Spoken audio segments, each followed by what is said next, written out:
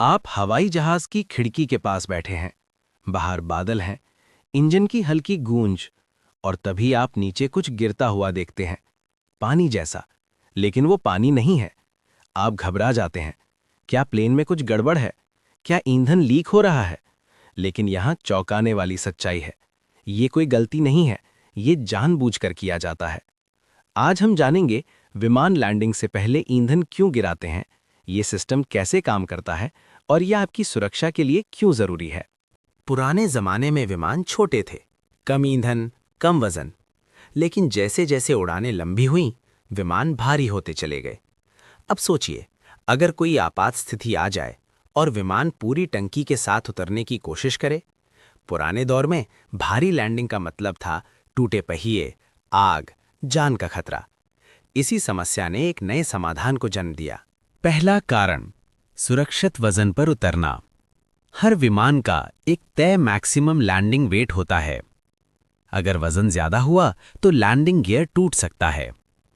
इसे ऐसे समझिए, सोचिए आप भारी बैग के साथ कूदते हैं, घुटनों पर जोर पड़ता है। विमान के लिए भी यही होता है, कम वजन बराबर सुरक्षित लैंडिंग। लेकिन सवाल यह है, ईंधन ही क्यों गिराया जाता है? दूसरा कारण, ईंधन सबसे तेज तरीका है वजन घटाने का। विमान के अंदर सामान या यात्रियों को तो नहीं हटाया जा सकता, लेकिन ईंधन वो तुरंत हटाया जा सकता है। कुछ विमानों में खास फ्यूल डंप सिस्टम होता है। ईंधन हवा में छोड़ दिया जाता है, जहां वो बारीक कणों में बदलकर उड़ जाता है। तो क्या ये खतरनाक नहीं है? तीसरा कारण, कानून, पैसा और पर्यावरण। ये प्रक्रिया सख्त नियमों के तहत होती है। ऊंचाई तय होती है, इलाका तय होता है। एविएशन कानून कहते हैं, सुरक्षा पहले, ईंधन बाद में। हाँ, ईंधन महंगा है, लेकिन एक दुर्घटना, उसकी कीमत कहीं ज्यादा होती है।